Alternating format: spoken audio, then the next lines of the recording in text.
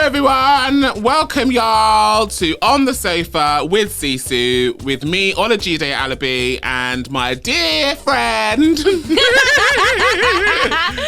It sounded a little bit sinister. Yeah. Me, Louisa. And on today's episode, we cover a number of topics, starting with, should we edit the past? Should it be deleted? Indeed. Is it necessary to introduce yourself with your sexuality? Do we need to be introducing ourselves that way or not? We'll get into it. We talk about, well, we're about to create a movement here, I think, around boycotting theme days. Ooh, mic drop. And we talk about the importance of storytelling and why storytelling can help with representation. And we finally touch on who is doing the right thing out there. Who is doing the right thing? Is anyone doing the right thing? Anyway, catch all those amazing topics on the Sofa with Sisu, episode number 5. Enjoy the show.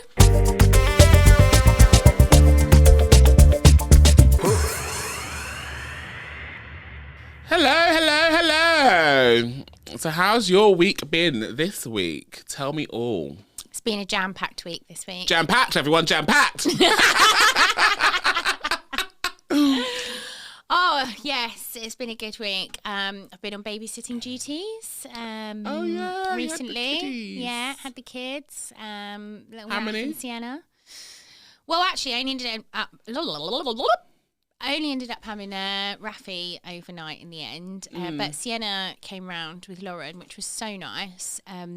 We watched The Grinch. The kids had a bath together. They absolutely flooded the bathroom, but it was nice to watch because they were just like having the best time. Oh my God, I need to have a bath in that bath. Yeah, it's a good bath. Yeah. I do love having the kids. I said to Lauren, I need to have the kids more because one, it makes me save money. 2, it stops me from getting seriously boozy and having like a 3-day hangover. And 3, it's just warming. I love them. They're jokes. They're funny. And you can give them back. Can give them back. Yeah, but I've got my own, so that really doesn't matter. Yeah, so I did that and then had a nice brunch with the girls, went to the florist in Watford. That was sweet. Went to the Lion King on Sunday with Maisie and Ricky. Oh my God. It's the circle of life. I mean, you literally could be in it. I could, right? I've Yeah. always wanted to be in the Lion King. Yeah. I've always wanted to be that woman that comes on and goes,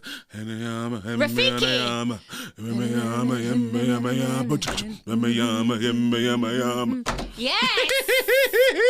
Look at me. Sisu, coming to a theatre near you. Yeah, so that was absolutely wicked because Maze has recently started theatre school and she... Oh, no, not nice. That is... Glad I didn't have that. That is disgusting. Sorry, I just had a sip of my drink. And it is not good. Delish. What is it? Jesus. Don't bring it again. Okay, and we're back. Yeah, so that was really fun because she's recently started theatre school and she's like just everything's about I actually don't think... theatre, dancing, singing. I actually feel like even though she's only just started theatre school, she's been in theatre school of her own for the last 6 years. Literally, yeah, the Maisie show, It's absolutely. literally the Maisie show all the time, and I'm like... That's what I say to people when people are like, what's she like? I'm like, she basically lives her life as a musical. Yeah, That I is love it. it. I love it. Although sometimes I do get slightly concerned when she's dancing. I'm like, are you okay, hun? Yeah, and also she's got that like little diva-ish side that, you know, tone that down, Mariah. So yeah, that was super fun. Had a really, really nice day actually, really nice afternoon, very wholesome. Lovely. Yeah. Good. And then we've had a few worky bits. I don't know what's been. Oh, also actually got my nose pierced. Oh my God, what a saga. Got my nose pierced on the other side. The day Saga. before we had a roundtable discussion, and it wouldn't stop fucking bleeding. It was literally bleeding, but it wasn't just bleeding, it was like crusting. It was so Absolutely disgusting. outrageous. But she made it into such a scene and everyone knew. She actually did her intros and was like, what's fun? Name something, say something that's fun about it. fact. Fun fact. And we got to Louise and she's like, well, my fun fact is that I got a second nose piercing and it's a bit bloody today. Fun fact is, I might be having a midlife crisis. I don't know. But yeah, so that was fun. And what else? Also in my news this week. So I got my prescription for... So people, I'm going to be starting a journey of isotretinoin, which I'm super excited about. I feel like I've been waiting. Add that to the jargon buster. Add that to the jargon buster. I have been waiting for this for so long. Little backstory, when I gave up breastfeeding like it was an addiction. It was quite emotional, to be honest. But when I stopped breastfeeding... you stopped when you stopped breastfeeding. When I stopped breastfeeding... Sounded like you were the one that was going for the milk. No. Not anymore. So anyway, I stopped breastfeeding and it just caused an absolute riot with my hormones. And I got hormonal acne, which I've had on and off now for like 6 years, 5 years, 5.5 years, something like that. On and off. But yeah, I've got this medication now. So starting a journey. Start with me. Yeah, I'll update you. You're going to take us on the journey. I am going to take you on the journey, because there's some, like, heavy, what's it called? Not symptoms. Side effects. Side effects, yeah, that can happen when on this medication. So, I'll keep you updated on that one. Buckle up, everyone. It's going to be a ride. Mm-hmm. Yeah. Well, Thank you. Welcome. How about your week? How have you been this week, Olajide? How's your well-being been? Someone called me and asked me that today. Yeah. Like, how's your well-being? I'm like, well, I've been feeling, to be honest, I have been feeling extremely stressed. If I'm being totally honest and open with everyone, I have been feeling really stressed. I feel I've had a sense of overwhelmingness, like this anxiety of there's a lot of plates spinning at one time. Yeah. And I started to feel like I was crumbling a bit. But I have got a great support centre around me with yourself and with Sean. And actually a couple of other friends, like one of my friends, Hannah, called me yesterday and she was like, just wanted to make sure you're okay. And I was like, I'm not. I am not. But my week, other than feeling like the world is capsizing on top of me, my week has been really good. I went to see a fantastic show in the theatre called Sylvia. If you don't know, you need to know. If anyone has ever watched Hamilton or likes Hamilton or enjoys the music from Hamilton... I haven't seen it. What? I know. You need to see Hamilton. You can even watch it on, I think, Disney now. Oh, really? They've got because during lockdown, I'm sure they released it in lockdown and they put it on TV on Disney, I'm sure. I've got Disney. I'll watch it. Yeah, I feel like you can watch it. If not, just go on YouTube. You can probably find it on there. But it's honestly, Hamilton's amazing. But Sylvia is basically about the suffragettes. It's about Emily Pankhurst and Sylvia Pankhurst and the suffragettes. And it's basically a musical with like hip hop, R&B and garage. Oh, yeah. What? Yeah. Do you know what? I think I saw an article about this the other day. It's like the story that wasn't told or something like that. Yeah. Is that the kind of like lead into it? Like, And it's the story that people and it's don't like know. the relationship between Emily Pankhurst and Sylvia Pankhurst, so mum and daughter, and more about Sylvia, because obviously history talks about Emily so much as the person that kind of changed things, but actually Sylvia did so much more as well. And a bit of positive discrimination here, but I absolutely love the fact that the two main headline actors were black. Yeah. And I'm always rooting for everyone black. So, and it was just nice. Like most of the cast were black. Yeah. And obviously Emily Pankhurst and Sylvia Pankhurst were not black. So yeah, no, I know. No, do you know what? I can't remember where I've seen this now. I think I might have seen it on United Agents Instagram. Yeah, I think that's where I did see it. Yeah, it was a fantastic show. My only feedback for the Old Vic Theatre is you're not very inclusive with your seating, okay? I was in severe pain. I feel like a lot of theatres are like that though, right? No, but this was like, I can't even demonstrate it, but I was literally squashed. Bearing in mind, Sean is small, so I'm encroaching in Sean's space, bless him, all the time. All the time encroaching his space, and I'm like, yeah, you're small, I'm taking up some of yours. But then I had this other woman sit next to me, and I just felt so uncomfortable the whole way. Then my knees were like right at Right the up front. here, yeah, and I've yeah. got big feet, so there was no for me to put my feet, so I had to tuck my feet underneath me. I bet you had some clodhoppers on as well. I did. I had some chunky shoes.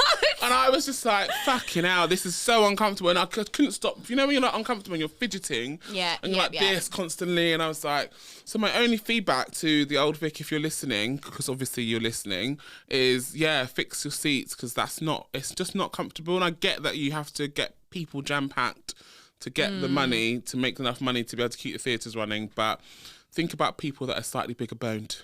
It's not fair. It's not fair at all. And it's also not fair on the people sitting around me. So I literally got so distracted then by a casualty theme song in my head.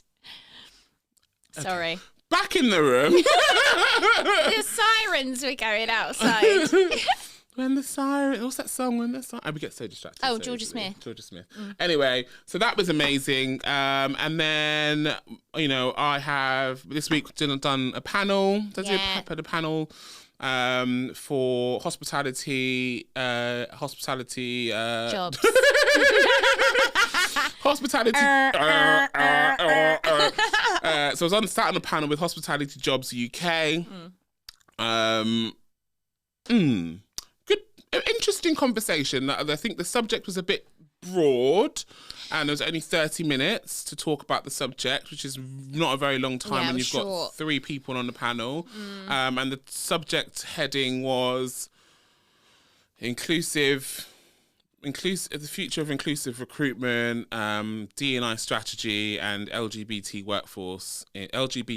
plus workforce in hospitality. And it's just like those are 3 very broad subjects. Yeah. But, you know, we did a good job. I think the 3 of us sat on a panel with our good friend Kieran Bailey from Matolo. And was it Kerry from Compass? And it was chaired by Karen from...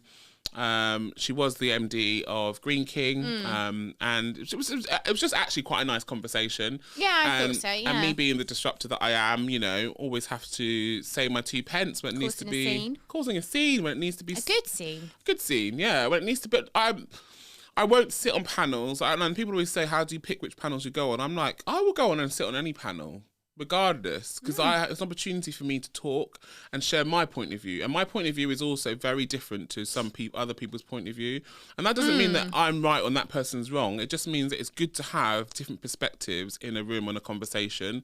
So I like going, because also I learn from listening to other people on a panel. Yeah, of course. And I also educate other people from a different perspective. And you know, it's just nice to have varied voices. Exchange of perspectives. Exactly. So that I enjoyed today. It was nice. Yeah, it was good fun. It was good fun. It was lovely, and we've had some really good meetings with clients. I feel like there's a lot of traction going on at the moment for us at CC, which is fabulous. But you know, Fabulous. But, you know, we need to get better tech. We need. If anyone is listening and you are good at tech and feel like you want to volunteer some of your time to helping us just get our shit in order, please come forward, because currently when Louisa and I want to book a meeting, there are several WhatsApp messages that go backwards and forwards before we finally agree on a date and time, and then something will happen and Louisa go, "Oh no, I can't do that," and I'm like, "Oh my God." Yeah, stretched. It's so stretched. So we need to get our tech in order, but I thought we sorted that out already today, no? well, we downloaded an app. Yeah. That is basically it. We sorted it. We downloaded an app, we sorted it. We'll just park that there and come back to it later. Downloaded an app. And now we need to get the app to do something. So yeah, that's going to be my focus for this tomorrow. But yeah, good week all round, and I'm feeling positive about where we're moving towards. I feel like... Yeah. What did you say to me the other day? You were like... when I was having my little episode. I said it always becomes. This always happens when there's like a big breakthrough about to happen, and you know we're leveling up on some stuff. Yeah, so I've basically told me to buckle in, hold on tight, and enjoy the ride. It's the storm before the calm. Yeah, that's nice. The storm before the calm. Looking forward to some calm. Anyway, let's move on to what's the word on the street? Word on the street. Word on the street. Word on the street. Word on the street. What's the word on the street? Word on the street. Word on the street. God, I love it. Someone's gonna want to come up to us and be like, "Do you want to release a single Or a jingle? Or a jingle for Word on the Street?" Anyway, you go. You start first. What is the word? Do you know what? I haven't had any chance to look at the news this week. What? I don't know what's going on in the news. Okay, so the first thing which I actually was sent, which I really liked. Well, I'm in two minds of, because it's got to do with the government, and me and the government are, yeah. Anyway, so the headline is London to offer free school meals to all primary pupils for a year. Sadiq Khan's plan, as spurred by ministers' failure to act, will save families about £440 per child. So basically, he is launching free school meals to all primary school kids across London for a year, to tackle what he has said was a failure by ministers to step up for support during the cost of living crisis. When's that launching? The move, if you bear with, caller. Sorry. The move will come into force from September, saving families. You won't be covered, love. You're not in London. The move will come into force from September, saving families about £440 for every child and benefiting 270,000 children. That's what's estimated. So I mean, it's bloody. Maisie's moving back to pack lunch anyway. She said the school dinners are shit. Yeah, I mean, I was going to say, who wants a school dinner anyway? But I suppose if you don't have a choice. She actually said the other day, and I was like, oh, it made my heart wrench a little bit. She was like, "Mummy, because she used to have packed lunches, then school introduced jacket potatoes, and she loves jacket potatoes, so she was like, I want to move to school meals." Yeah, like it was through the winter as well, so I think she was just like craving a hot meal for lunch. And anyway, she said to me the other day, "Oh, Mum, I have my lunch at school, and then I actually just always walk away still feeling hungry." I was like, oh my gosh, we're going back to packed lunch. I'm going to feed you. I mean, I like the idea that they're doing it. I think it's great. I also, my question's always like, where's that money coming from? Well, like where all the money comes from. Where are we going to get hit from next? But, cool, feed the kids, cool. But yeah, don't raise taxes. Was it you that said to me the other day that we're actually coming out, or that we're not in a recession anymore? I heard it in the news. I swear to God, I heard it in the news one morning, and I was lying in bed in my hotel room, and it was like I was coming awake, and the news was on, and I was like, and it said, "We are no longer in a recession." Because I got a message, and we're in 10%. I can't remember what it was. I got a text message from O2 the other day saying from April, your bill is going up 13 point something% due to the recession. I was like, I thought we wasn't in a recession. Yeah, because they're saying that the phone bills are going up, rent's going up. They're saying that the cost of living is that the cost of things isn't increasing anymore. They're seeing a decrease in things. I'm sure that's what I heard in the news. But, I'm yet to see it. I mean, I literally was I had to go to the other day, and I was like, why is everything so much more expensive? Like, everything is. What was it? I said it today. Was it today I said to you something? Oh, it was a coffee. Oh, yeah. A Pret. I bought 2 coffees, and it was £7.80. And I was like, is it or is it me, or does that seem really steep? Well, I said Starbucks is more expensive. Starbucks is way more spenny. Bank of England rate setters said that in the most recent outlook for the UK economy, they expected gross domestic product to shrink by about 1% across the year and the first quarter of 2024, making it the only G7 nation to suffer a recession in 2023. Oh, so I was wrong. Okay, cool. Thanks for that, James. Amazing. Good news. I was trying to have some hope, okay? Hope. That's what I was trying to have. Were you trying to manifest that we're not in a recession? I was trying to manifest that the recession was out and we are going back to just normal, but it's fine. Actually, what is normal? It's fine. What is normal? Anyway, the other piece of news that I saw was, which I think is from a while ago now, actually, but it was about Grenfell Towers. The fire, obviously the tragedy being turned into a BBC TV drama. I don't know how I feel about it. I kind of feel like, no. It's trauma. I don't, yeah, I would like to think that obviously they've spoken to the families of those people and, you know, said, What, got permission? is it okay? You know? Do you think? Or so paid it's them? not triggering. Or paid them? I don't know. Or paid them? No, don't know about that. Don't know. I'd like to think that that's what they would do. Whether or not they would be able to do that, I don't know. I don't know. Yeah, I saw it and I was like, I just knocked the mic.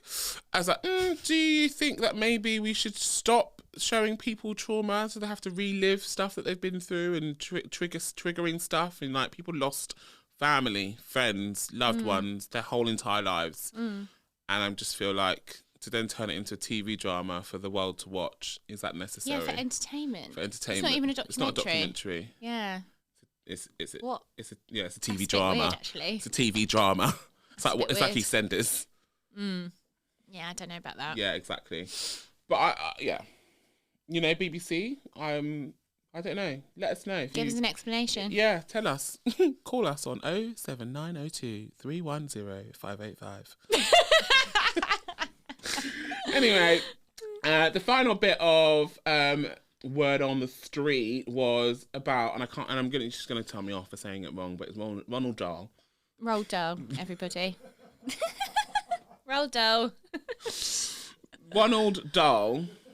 Why are you saying Ronald? It's not fucking Ronald. Ronald McDonald. Roald Dahl, Rishi Sunak joins criticism of changes to authors' books. So basically, the Prime Minister, Rishi Sunak, has criticised changes to Roald Dahl's books after the removal of some references to things like characters' appearance and weight sparked a fierce debate. So Dahl's estate and publishers said that works including the BFG and Charlie and the Chocolate Factory had been updated to more suitable for modern audiences. Some said they approved the changes, but Mr. Sunak's spokesman said that the works of fiction should be preserved and not airbrushed. Thoughts? Do you think that things that have already been published, already out there in the world, need to then go back and change them to suit where we are now in the world? No, because I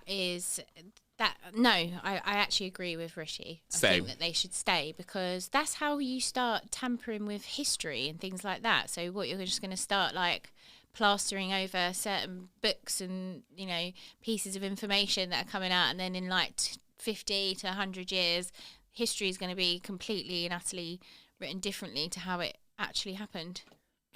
So I agree with them, with what you just said, and I also think that by changing, and this is actually what it goes on to saying, which is also how are you measuring progress and success, like in terms of like language, if you're going to keep changing things to suit the modern day?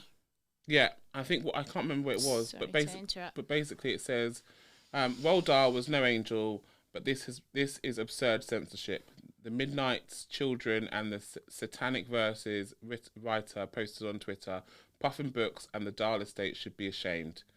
Do you know what? Yeah, you got people like Balenciaga, yeah, posting current images of their campaign with the weirdest fucking material in the background of their photographs, and people are worried about taking out the words like fat and stuff from Roald Dahl's book. I feel like people's levels of what they censorship differs for different people, and I feel like, you know, stay on one level and have that same oomph and that same, you know, for everyone. Stop changing it up, if that makes sense. Anyway, just want to quickly say this thing which I read on here, which says, you know, Roald Dahl's books should be allowed to fade away rather than changing them and making them more current again. Like because by changing it, you're then bringing that back into circulation. Whereas there's so many books that are being written the right way for children that we should be sharing with our kids, because those are the right books to share, rather than going back into history and rewriting books that actually don't mean anything anymore now. They're not current. The story doesn't matter. Leave them in history. Let them fade away. I don't know. I don't know if Roald Dahl's books will ever fade away, really. In the same, like, you know, genre, I guess, you know, with the books being changed and you saying that you don't think they should be, we can't erase history, do you think statues should be removed? Do I think statues should be removed? What relevance is this? Sorry. So like, you know how, especially in the panorama, a lot of people were taking down statues, and after Black Lives Matter protests and that movement, statues were removed. Statues of slave owners, statues of people that had ceded paths in history. They were taken down or by the government, or even removed physically by protesters.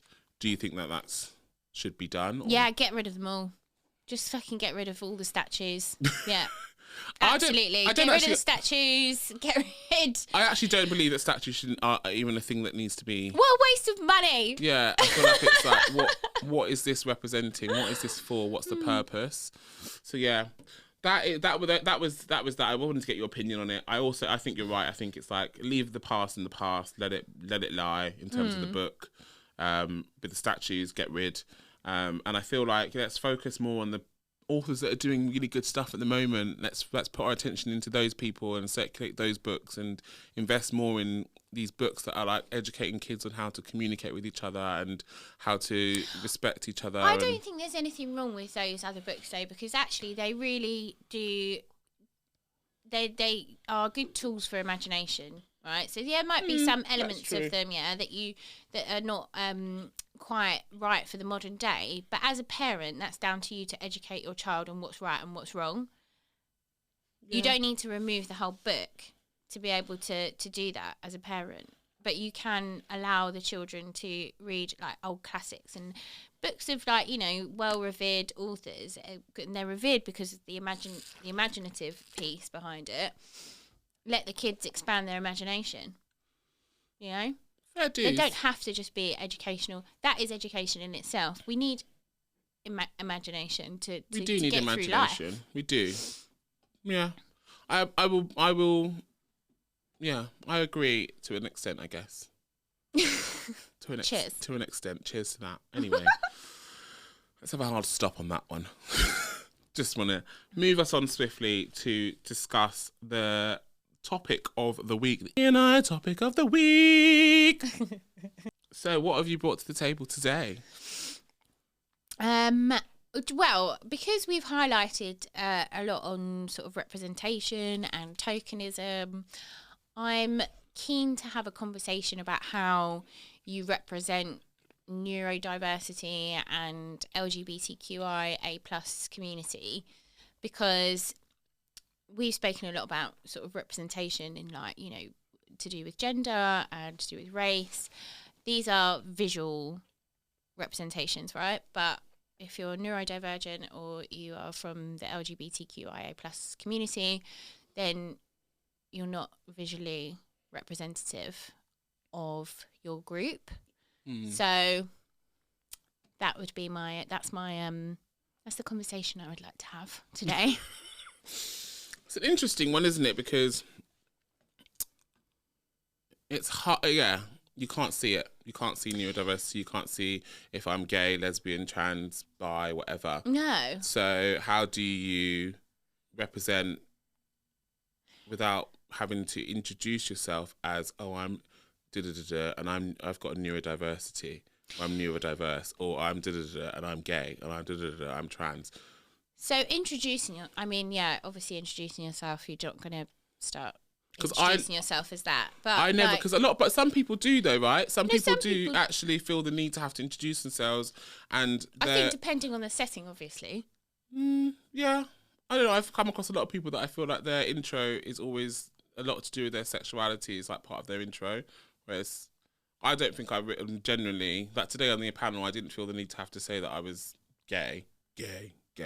No, I know, but this is what I'm saying. So like, if you was like just going out for dinner with somebody and they brought their friend along, they might not go, oh hi, I'm Sarah and I'm a lesbian and I come from Sweden. Like, they might not, that's a setting where you probably wouldn't, that'd be a bit odd, wouldn't it? You'd be like, oh right, okay, cool. But if you're sitting on a panel to talk about the LGBTQIA+ community, then you might want to introduce yourself as that so that you can show that there is representation in, I don't know, a role that you're in, such a role or whatever. Yeah.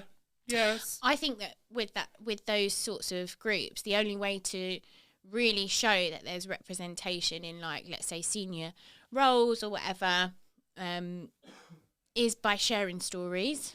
Yeah. Yeah. And sharing those facts about yourself. Mm. And taking people taking people through your experiences. So I think like you said, I think you're right. I think it very much depends on the situation. I think if you're trying to, like you said, if you're sitting on a panel or you're sitting in a senior role and you're trying to, show representation, then sometimes there is a need to share stories. Like, I think I've been speaking to someone recently in a big business, and they are, in a senior role, but no one actually knows that they are from the LGBT community.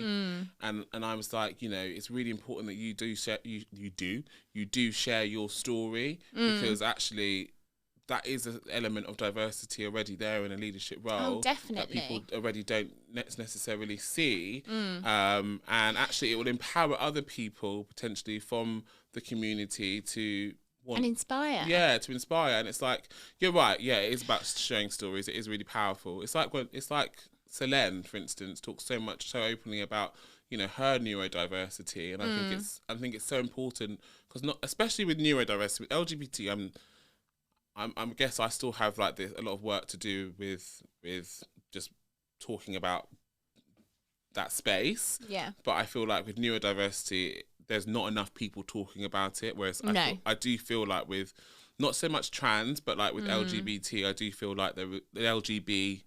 Yeah. With the LGB bit, there's a lot of people talking about it. I feel like it's actually a bit saturated with representation in my eyes. I feel like there is lack of representation potentially from the POC community, so people of colour, talking about LGBT matters and being out in the workplace, because they're like, well, I'm already black or I'm already Asian. I don't want to add another fucking intersection into it, so I'm going to just stay in the closet for a while because there's no point. Whereas neurodiversity, there is just no one talking about neurodiversion. There is no representation anywhere with it. So I kind of feel like I would park that LGB bit and focus more on the T, and then focus a lot more on neurodiversity in terms of representation. Yeah, absolutely. But then I can imagine that it's very difficult for people to talk about that sort of stuff. What? Neurodiversion? Yeah, to talk about, yeah. Yeah, but do you think that's because? Well, I think all of it. I think it's there's definitely people who find it extremely uncomfortable to talk about those personal parts of their lives. But like, I mean, I'm pretty sure Selene have really had to build up the confidence and work up the courage to speak as openly as she does now, and I think that's probably quite a tough journey. Yeah, I can't wait to have her on the show. Yeah. She honestly, just listening to her talk just always fills me with so much hope and joy. And and I feel like we just need more people like her to be able to share their story. And I guess you're right, she's a little diamond. She is a diamond. I feel like it is really hard to talk about stuff that is really personal to you, because you have to first of all accept that it's something that is you and part of you before you can then open up about it and share it with other people. Which is actually a really good point as well, because I mentioned before my youngest brother, Theo, he's 16 this year. He was diagnosed with ADHD and ADD when he was quite young. And if I say to him now, like, what's ADHD? He's like, really? I don't know.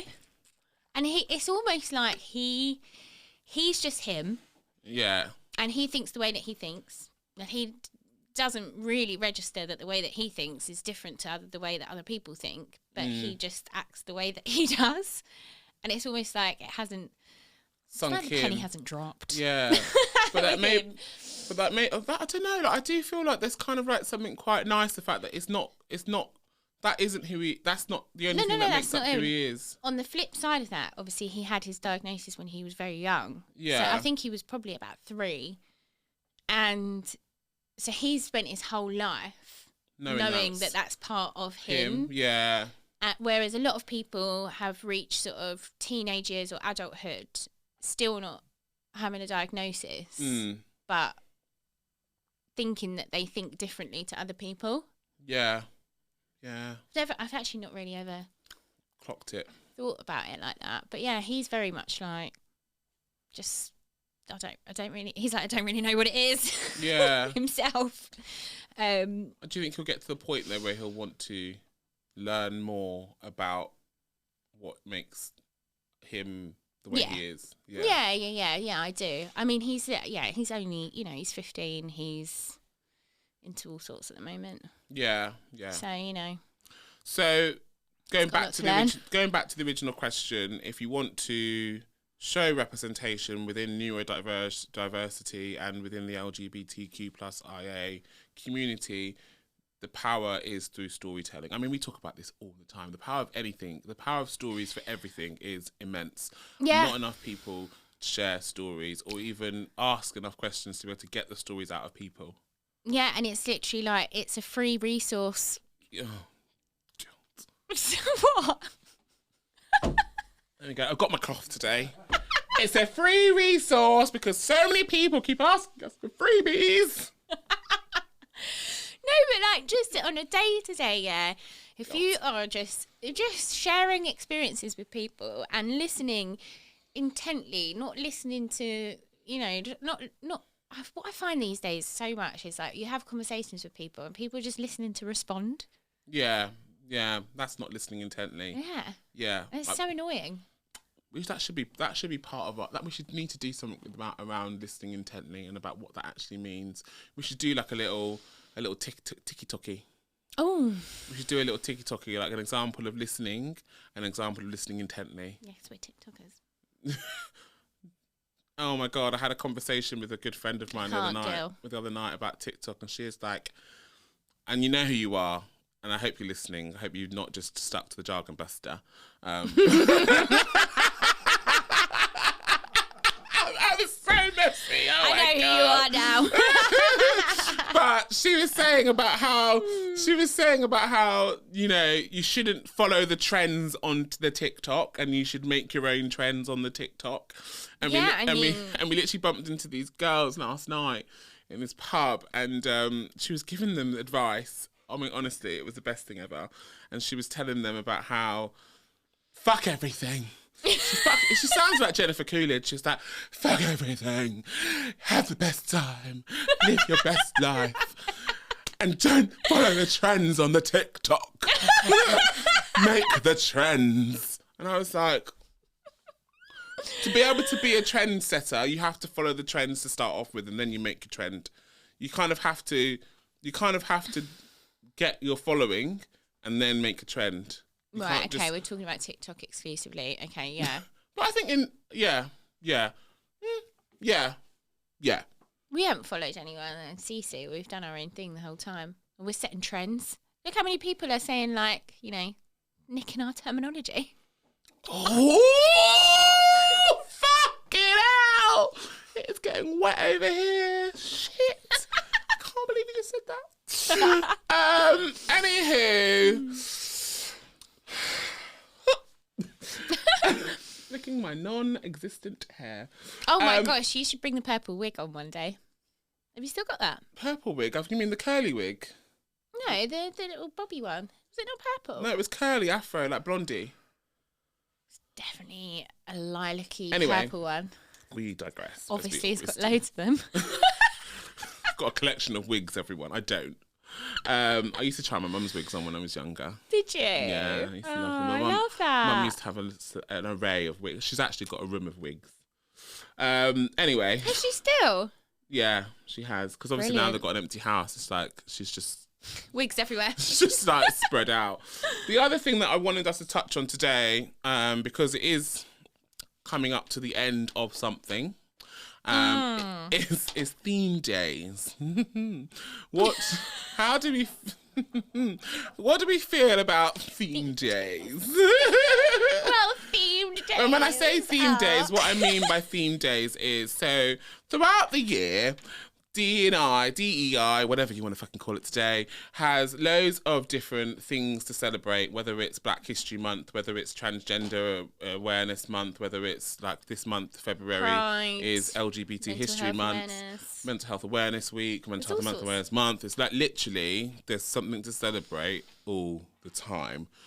Which is quite nice, but virtually impossible to cover everything. Virtually impossible to cover everything. And my thing about it is that it feels forced and performative. Yeah, of course. Like, It feels like... Sorry. Yeah, go on.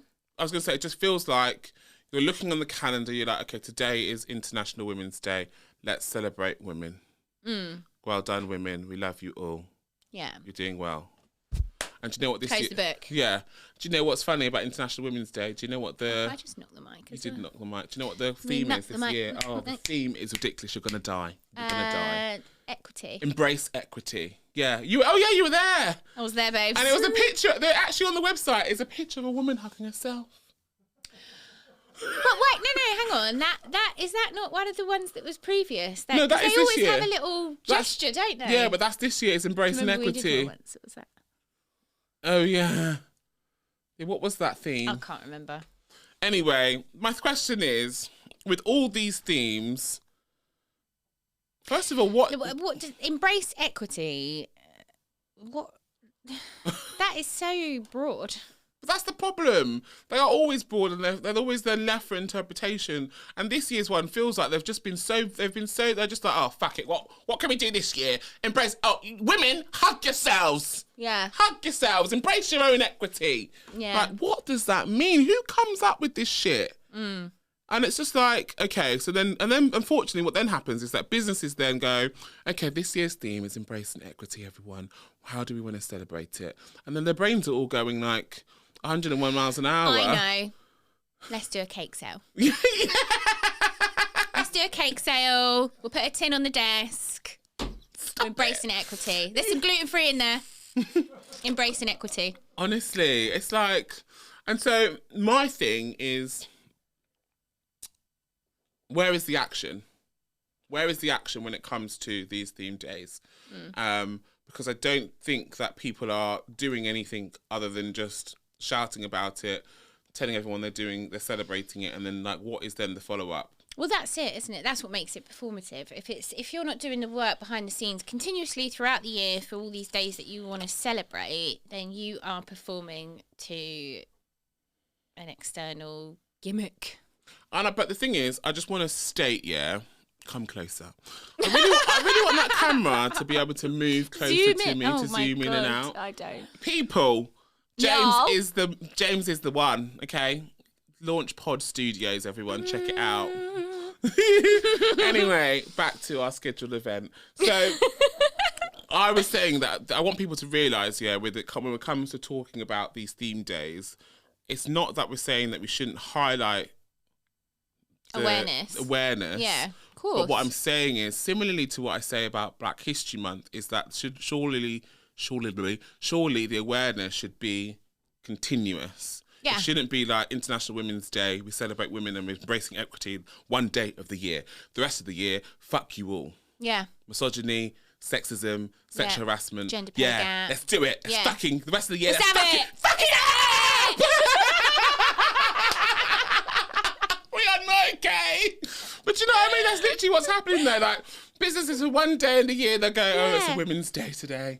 Yeah. Let's love our women. And then for the rest of the year, let's touch your boobs. Do you know what I mean? It's mad. So, in conclusion, awareness days, theme days should be something that we celebrate all year. Yeah. So are we boycotting it? I mean, I don't think that we've celebrated a themed day for quite some time. I know, because it hasn't sat with us anymore. It just doesn't resonate with us anymore. I'm more about consistency. I am more about let's have this conversation all the time. Let's always talk about women. Let's always talk about Black people. Let's always talk about LGBT, trans, mental health, well-being. Let's do it all the time. Yeah. Everything we do should be intertwined. Intersectionality. It's a big thing. Let's talk about it all the time. Let's talk about that on another episode, intersectionality and what that means. I think we touched about it. We talked about it on previous episode. Did we? Oh, look at us. Anywho. But yeah, to summarise, the 2 topics that we've spoken about today, I think have been really quite cool, quite interesting. So obviously they've started off with visual representation for the LGBTQ plus IA and neurodiversion, how to do it, storytelling. Yeah. Free advice here, if people. It's coming to an end, by the way. There's free advice. I'm joking. He's not. And then theme days and awareness days. Come on, people. Let's change the status quo. Yes, let's become step disruptive. up. Let's do more. Let's do better. And let's go. We're going to stop celebrating these awareness days and just doing stuff performatively. And let's focus on trying to embed stuff and doing it consistently. And create that awareness all year round. So yeah. We won't be seeing. Actually, you might see Black History Month because I'm always supporting everyone black. But no, I'm joking. But you might see me winning another award for Black History Month because I probably will. No, but we're gonna boycott a lot of theme days. I think, you know. I don't think I also feel like a lot of people go and a lot of businesses just go and they celebrate each theme day, but then when you go and ask them what that means and what was behind the theme and ask them questions about it, they can't really. It's normally like let's take a picture, post it on socials, and hashtag the shit out of it, and then tomorrow it's back to your normal working day, just so that everyone can see that we have done something. Yeah. But nothing. Yeah. And we had a conversation today actually with someone, and we were talking about theme days, and we were talking about how actually there is a way to do it where it doesn't feel so performative, and it feels like actually you can do it where, for instance, LGBT History Month, you don't actually have to necessarily talk about it externally, but internally you could start conversations about something within that month. Just to use it as a learning, using it as opportunity. As a learning opportunity, rather than having to post about it. But then continuously do that. Yeah. You know? Yeah. Because otherwise it becomes like a... It's still performative, even if it's internal, if you're just doing it for one day and saying this is the reason that we're doing it, and then the next day and the next day after that and the next month after that, no one's talking about shit. Oh, okay. Anyway, so those are the 2 topics for this week for our E&I topic of the week. Nice. Nice. Anyway, so we've got some questions. It's the question part of the show. Oh.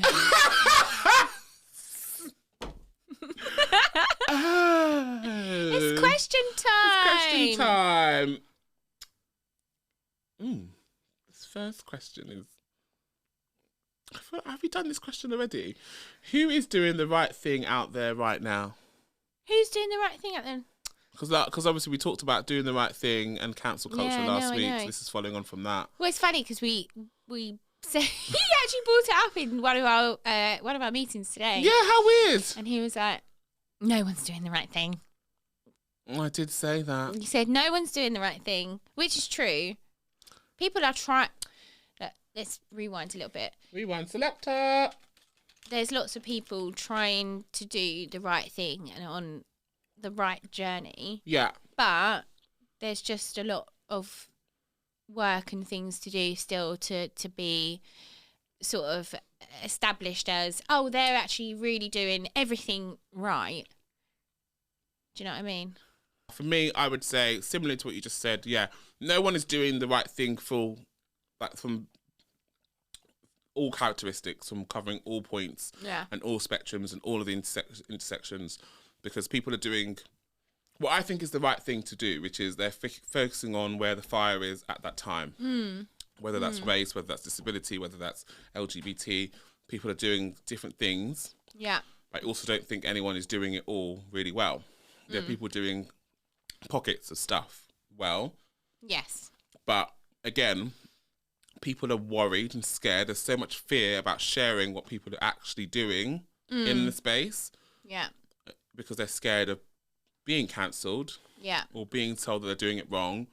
So people don't share. So I really want to reach out to our community and get people to really start sharing some of the things that they're doing. Hold tight for the summer event. Whoop whoop! You heard it here first. Having an anxiety attack. It's out there. Oh God, yeah. Our summer event is definitely one that's going to be big. We did it last year. For those of you that came, thank you so much. Really, fully appreciate you. You're all like incredible Sisu soldiers. And this year we decided that we are going bigger. Bigger. We are going big. Because if you don't go big, you go home, right? Go big or go home. So we are going big, and we are looking for a sponsor or a series of sponsors. So if anyone wants to sponsor our event, you know, we are hosting it this summer in June in London. It will be full of panel discussions around different topics. We actually want the panels to be a debate. Get in touch for more information on what it actually entails. Yeah. I'd say. Yeah, give us a call, drop us a text. Drop us a line. Drop us a text saying, yeah, we're going to give you 25k on 07902 310 585. Simple. Anyway, so that was the first question. The second question, I don't actually have a second question. That was the only question I had for this week. So, don't know where I was going with that. Super. That's enough. Send more questions. We really, really would love to hear from you all, please. You are our community. We are trying to have a conversation with you. It's all about conversation. And we just want to be able to help wherever we can. So yeah, if you want to get in contact with us at On The Sofa with Sisu, then please WhatsApp us on 07 902 310 585. Ciao! No, we've got Mannies of the Week. You need to calm down. Oh, bloody hell. Sorry. I do want to be here. Oh, really? Well, you can start, please. What is your Mannies of the Week? Mannies of the Week. Manny of the Week. Mannies of the Week. She's thinking. Oh, okay. No, this is a really shit one, to be honest. It's a shit one. But I don't know if I mentioned before that Olajide bought me a cookbook. Is it a cookbook? It's a Bible. It's a Bible. It is the Kitchen Detox Bible. So my it's not really a mani, is it? It's more of like a to-do list. To do, yeah. I'm going to use it this week. You're manifesting to detox your kitchen.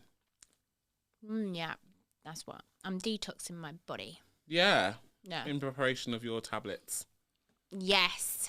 Yeah. Yeah. For your journey, you need to start clean. Yes. You're welcome. I'm just literally feeding you Haribo. Whilst telling me I need to detox. Gelatin. Yeah, lovely. Oh, I like that. Yeah, detox. Thanks, for babes. Preparation. You're welcome. My Manny of the week is to try and control my stress levels. I was, as I said today, I've been really stressed in the last couple of weeks and feeling quite overwhelmed. I want to manifest some tranquility and some peace for my soul because, you know. Should we order some sound bowls? Oh my God, yes. Let's do some sound. Yeah, at the beginning of our session, of our poddy. Oh, okay. I don't know. Okay. I might get too relaxed. Yeah, maybe that's what you need, just a bit of zen. I do fidget a lot. Then you won't spill as much as you do. But the reason, and then also because like Sean keeps on back to my manifestation because you just literally were taking it away from me. Sorry. Yeah. I actually was trying to I was thinking we could buy some sound bowls, have a little sound bath at home. I could help you zen out. Oh, okay. That's what I was. Oh, I didn't know that. It didn't feel like that's where you were going with it. You didn't get there quick enough. Oh, soz. Yeah. Okay, I'm up for that. I'm up for it. I don't have a spare weekend until April. Good one. No, but I really want to work on just some zen and some calm because do you know what Sean said to me the other day? He went, I have a fear that you're going to have a heart attack before you're 40. What the bloody hell? I know. Can you have a word with him, please? Oh, Sean, man. You can't say shit like that. And I was like, to be fair, I stress myself out. I like my stress levels. Oh, just, 100%. like, You do constantly, stress yourself like, out. and I'm not like looking after myself properly. Like I'm just like getting stressed and like taking on more and getting more stressed, taking on more, and like, eventually I will like have a breakdown. So yeah, I want some peace and tranquility. And this weekend I'm going to start with my peace and tranquility by drinking, Going on a pub crawl. because that is my peace and tranquility. Come for me, yeah? Okay? Don't come for me. No, but like that is, everyone does their thing. That's me doing me. I want to go out and just have some fun.